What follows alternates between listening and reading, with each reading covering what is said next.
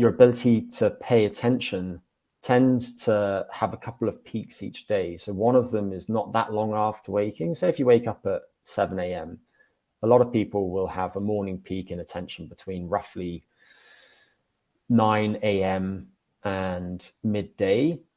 Then there's this lunchtime dip that I mentioned earlier, which seems to apply to most aspects of cognition.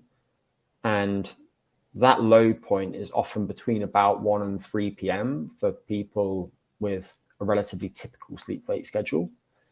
Coincides with the hottest time of day, which probably has some evolutionary significance in that if you think about people living in conditions in which they don't have a roof over their head, if the environment is hot, then it would behoove them to get out of the sun and its damaging rays at that time of day.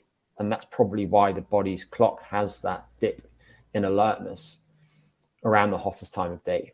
And then there's this second peak in different aspects of cognition in the mid-afternoon to early evening. So for a lot of people, that's going to be between about 4 p.m. and 8 p.m. or so.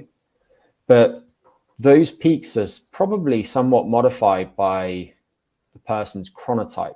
And a chronotype is just colloquially whether you are more of a morning lark or a night owl. Do you tend to feel best in the morning or later in the day? And if, like me, you're a morning lark, then you'll probably feel that you're most productive during that morning pre-lunchtime slump bout than the afternoon to evening bout. Whereas if you're a night owl, you might feel that you work best relatively late in the day.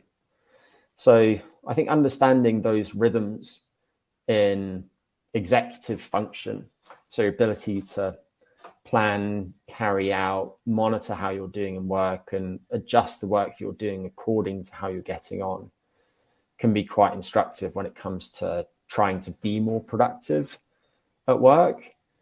And you can also take that information and consider it in relation to other aspects of your lifestyle. So what are your family constraints? So do you have to take your kids to school, pick them up from school, for instance? Is it important to you to have dinner with your spouse? Whatever it might be. But if you can understand something about the underlying biology, then you can start to make some changes to your daily schedule to try and get more out of your day.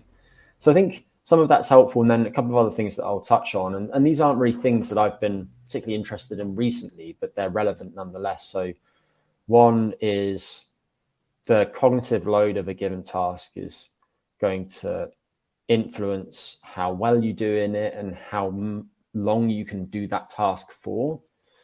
And cognitive load depends on a few different variables. So one of them, for instance, is how complex the task is. But while you can't control things like how complex the task is, you can influence some aspects of cognitive load. One of them being task switching. Each time you switch tasks, there's a residue in which your mind is still somewhat on what's just happened previously. And so the less you switch between tasks, the more likely you are to be able to do good work in that particular task.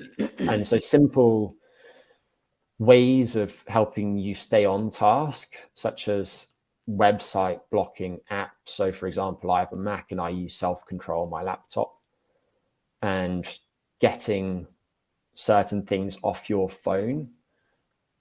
Let's say that you just use social media in a cursory way. It's not really important to your business, but you feel like it helps you stay in touch with people and you enjoy periodically scrolling through it. If that's the case, then you probably don't want to spend that much time on it in total. You're not going to look back on your life when you're in hospital at the age of 85 and think, I wish I'd spent more time on Instagram. But you do want to keep using it in some ways. And so if that's the case, you might take Instagram off your phone and then download it once a week, or just use it on your laptop or computer and then block yourself from it the rest of the time. And that way you both hold on to your ability to keep your finger on the pulse of what's happening in the world, but also it doesn't detract from your work, and it doesn't lead you into that situation in which you're looking back and thinking that you wish that you spent your time differently.